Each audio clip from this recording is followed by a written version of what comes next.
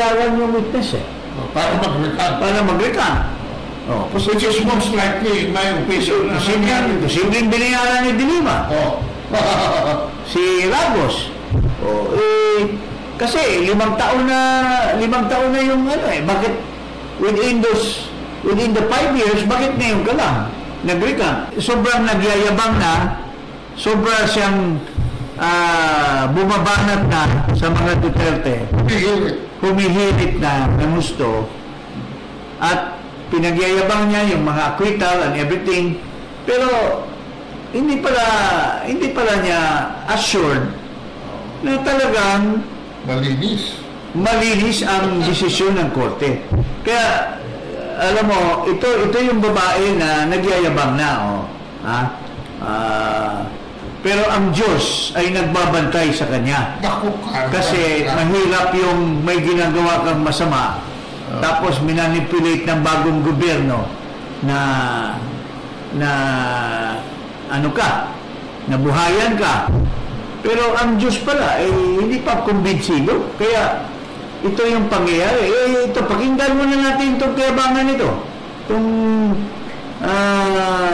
babaeng ito, mga kababayan. O, pakinggan natin. Yes, I'm definitely convinced that there is strong evidence against the VP Sara. Talagang minonitor ko closely yung mga hearings sa Quadcom, sa hearings ng Committee on Good Government and Public Accountability, lalo na yung sa usapin ng confidential and intelligence funds, lalo na also dun sa usapin yung kanyang lantaran na pag-threaten sa buhay ng Pangulo, ng Speaker at ng First Lady. That is totally unbecoming of a very high official as the Vice President. It goes into her character, it goes into her integrity, her dignity, issues of dignity. Sobrang magsalita itong siyempre ano bang itsura ng Dayan? So paano ba si Dayan, ano bang pipiliin ang itsura din ni papatulan ni Dayan? Di ganito din itsura, di ba? Yung character pinag-uusapan banat ng banat against the Vice President. Sa itsura lang wala siyang kalingkingan sa kagandahan ni Sara Duterte.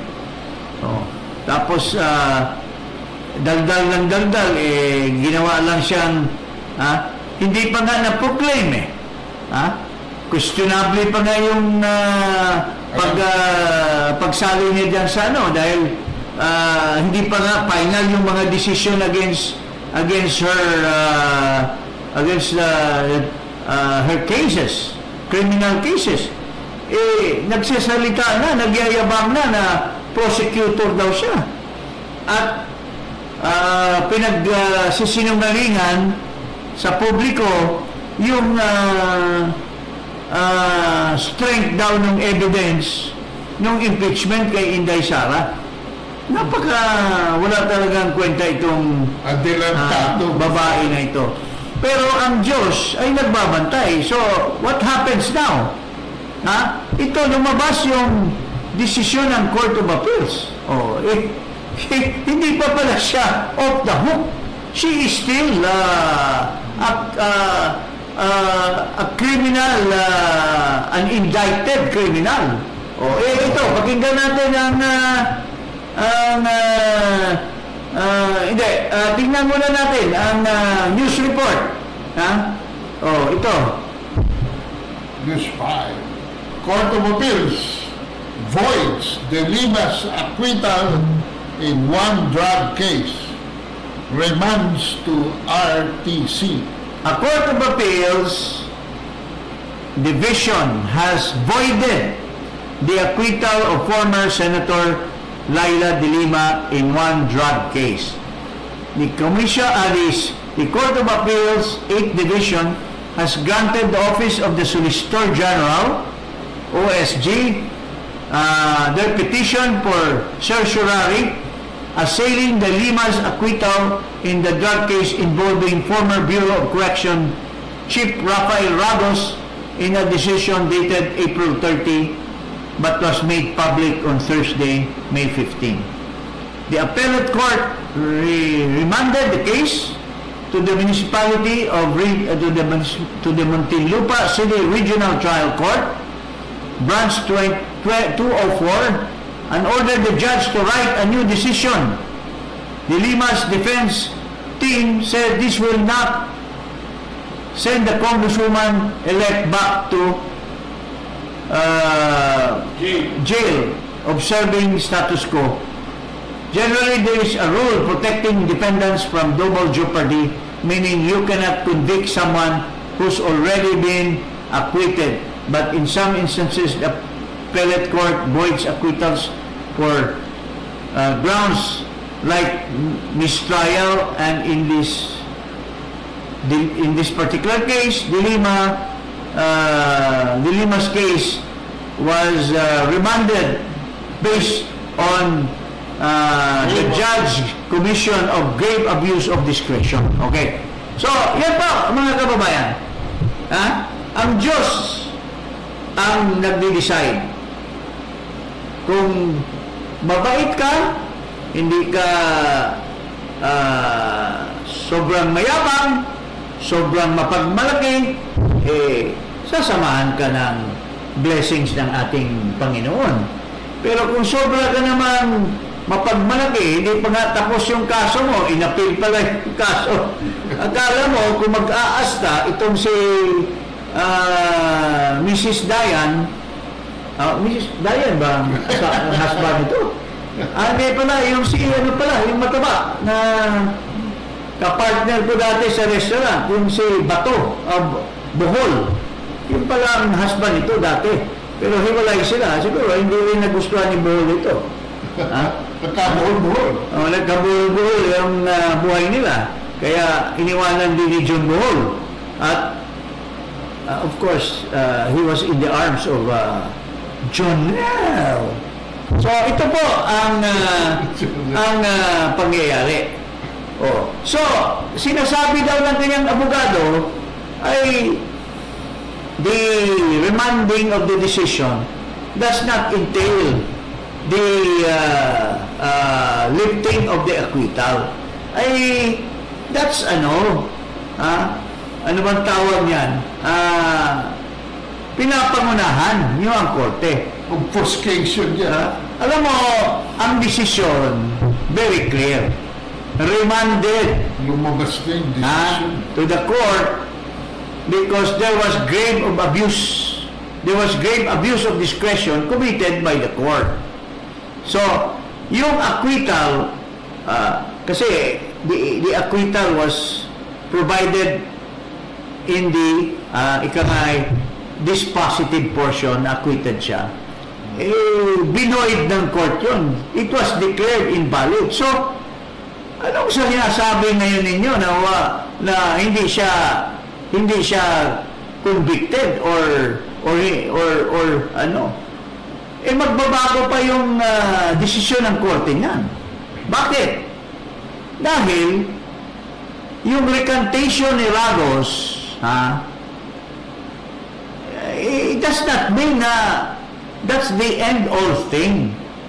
Yung court, hindi niya in-explain anong implication ng recantation ni Ragos. Alam mo, under the basic principle of sa jurisprudence at saka sa batas, yung recantation kasi is frowned upon by the court.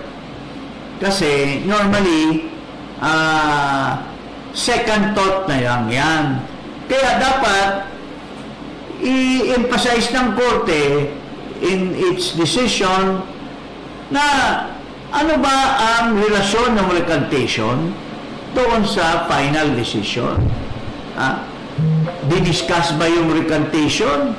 Mayroon bang sinasabi na yung kanyang recantation, yung kanyang testimony was found with threat, intimidation, kaya napilitan siya na magsabi na dinala niya yung pera na 5 million galing sa drug lords at dinonate kay De Lima para makatakbo siya na senador? Walang ganon sa desisyon ng korte. Kaya sabi ng Court of Appeals, ibalik natin to because there is no proper grounds by the court kung anong significance ng recantation. So ito, pakinggan natin ito si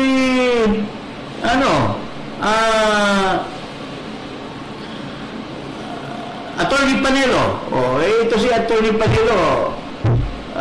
Madalas ako hindi na nananiwala nito, pero this time I agree with him in his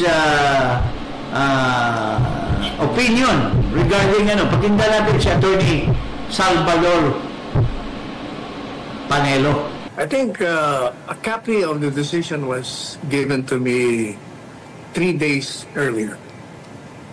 Before it came out? Before it came out. In fact, nagtataka nga ako bakit the mainstream media ignored it. Kaya ako mismo nagpadala sa mga media outlets. Sabay na pinost ko sa aking Facebook account. Okay, 3 days earlier po than April 30? Tama po ba? Hindi. 3 days earlier na 3 days earlier ngayon. So, ibig sabihin, today is 16. So, 3 days earlier. The other day lang. How do you read this decision saying that the Muntinlupa RTC decision is null and void, that there was grave abuse of discretion? The camp of Attorney De Lima says this was just a poorly written decision, and there is room to revise what the judge wrote. When that decision came out, acquitting the former senator in 2022, I think, 2022, I was one of the first to assail the decision as being gravely erroneous, because the decision was based on the recantation of the testimony of the principal witness, Ragos. And I was saying that there is nothing in the record that shows that Ragos' first testimony pointing to the accused as having committed the crime was never proven to have been made under coercion. There was no proof that he was intimidated or there was a threat to kill him if he did not testify the way he did. And so I said, if that is only the basis of your decision, a recantation, then you are violating the rules on evidence. A recanted testimony has always been viewed as very weak in considering the evidence against or in favor of the accused. And moreover, I said, there are evidence in the record that shows the guilt of the accused apart from the testimony of Ragos. Kaya sinabi ko, I was even egging. I said, the government should appeal this because it is against the law and against the evidence. In other words, kaya tama yung ginawa ng Solicitor General Maynard Guevara when he filed a petition for certiorari kasi there was an excess or lack of jurisdiction. Kaya sabi ng court, tama ang petition dahil yung mismong court ay violated the constitutional mandate. Kailangan kasi pag may decision ka, you have to explain exactly the facts of the case and then the evidence upon which your acquittal is based.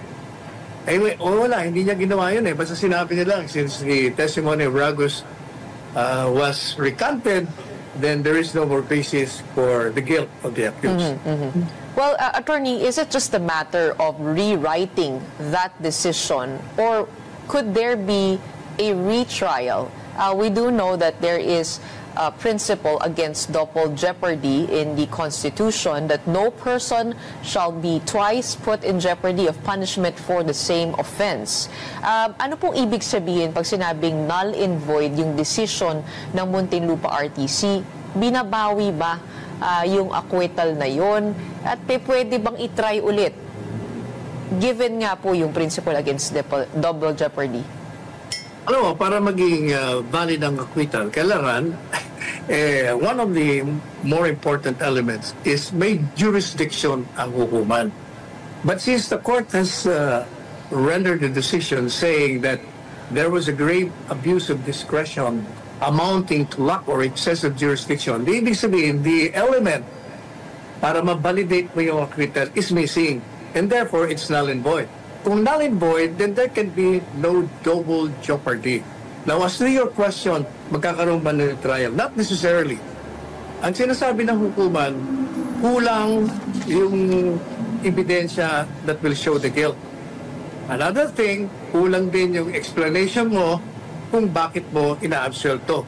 Wala kang pinopoint out ng mga evidence that will lead to the acquittal. Not even the law, wala ka rin sinasabi. Kaya mangyayari yan, there will be a continuation of the trial. As I said earlier, ang pinakamahalaga kasi doon, Gretchen, you should prove na yung kalakaran na nagsinungaling ka ay hindi mo ginawang voluntaryo. Madalit sabi, kaya ka nagsinungaling kasi inakot ka. Merong mga circumstances that force you to lie. For me, as a lawyer, and pareho kami ng eskwelahan ni Mr. Panelo, magkaiba lang kaming fraternity, siya Sigma Rho, ako Upsilon. Ako ay kumukonforme sa mga sinasabi niya doon sa issue whether or not a double jeopardy can occur. The decision of the court was very clear. It voided the grant of acquittal. So, as if there was no acquittal. Sabi ni Panelo, which I agree, the court granting the acquittal being void because he had no jurisdiction. Sabi ng court, he has committed a grave abuse of discretion amounting to lack or no jurisdiction. So, kung wala kang jurisdiction, yung kaso na nirender mo, yung decision, ay as if nothing. So the court has abdicated from its, the Court of Appeals has removed that acquittal, being that the RTC has no jurisdiction to rule on the case. So there are implications here. It can be that the court, in order to abide by the decision of the Court of Appeals, has to look at the case and find out if during the trial mayroon ba siyang na-omit. Kasi ang sinasabi dyan, yung recantation ni Ragos was the basis. Pero ang sinasabi ng Court of Appeals, ano bang basis? Yung recantation alone was the basis for the acquittal? So hindi pwedeng basta i-recant ang isang testimony. Yes, because it's found upon by the court. Para may duda.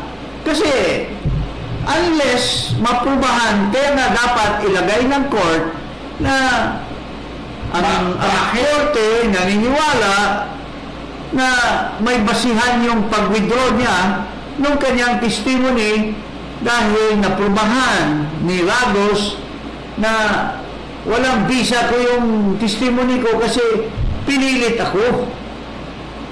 Walang ganun. Pinilit siya or binayaran siya or whatever. Hindi na-explain ng judge yan. Hindi nalatag ng judge yung mga grounds bakit basta-basta lang. Sinabi lang na, nag-recant, tapos na. No. But if recantation is frowned upon, hindi basta-basta ka na ibakik mo yung testimony. Tatanungin mo muna, ano bang kahulugan ng testimony mo? Mapapaniwalaan ba yung testimony mo or hindi? Kung mapapaniwalaan, di tuloy yung kaso. Kung hindi mapaniwalaan, walang tanong, bakit hindi mapaniwalaan? Pinilit ka ba? Ang recantation pala sa batas ay kailangan i-validate. I-validate. Oo. Kasi madalas, alam mo, ginagawa niyong laruan ng korte. in so many cases kasi paring na doon, posibleng bayaran yung witness Para mag-recant. para mag-recant. Which is most likely, in my opinion, Posibleng binayaran ni Dilima. Si Lagos. Kasi 5 taon na yung bakit within the 5 years, bakit ngayon ka lang nag-recant? Tagal Ha? At saka under a new administration. Di ba? At saka there are videos taken during the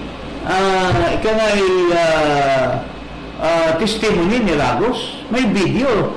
There was no evidence that he was intimidated, that he was forced to say those things na sinasabi niya na nagdala siya ng pera kay Dilima.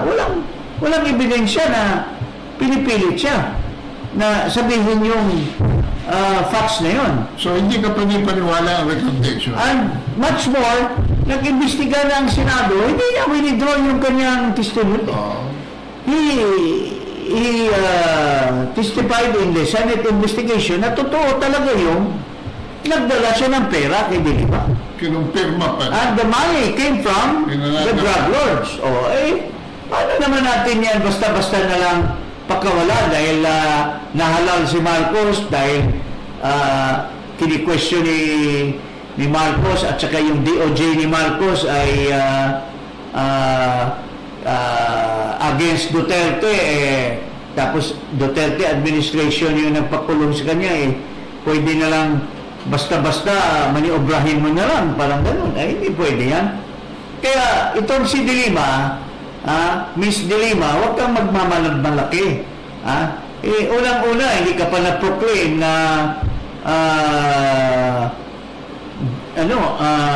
congressman representing this ML party list.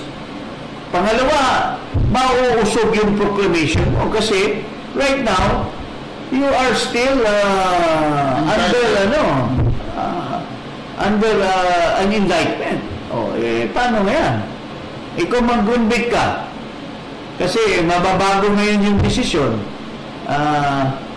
If it's proven na talagang totoo yung sinasabi ni Lagos, kasi wala namang ebidensya ang korte na ini-intimidate siya, mabigat yan, paring Ado. Mabigat yan.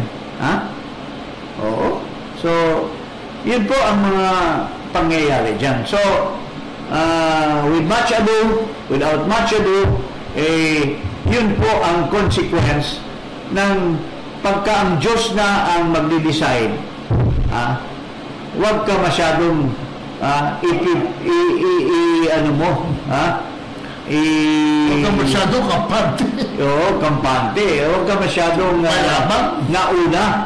Huwag kang Adilantado. Oo. Tapos, sasabihin mo, masyadong malaking ebidensya against Sara Duterte. Wala namang ebidensya. The Commission on Audit has already said that clean yung audit nila sa Office of the Vice President and the Department of Education. Confidential funds yan So, it's only the chairman of the COA who can look into this and find out whether or not yung pag-disburse ng funds, was it really for the purpose to serve the confidentiality of purpose. Yan lang bro. At yun nga mga kababayan, anong masasabi niyo sa balitang ito? Maaring ihayag ang inyong opinyon at kuro-kuro sa comment section sa ibaba.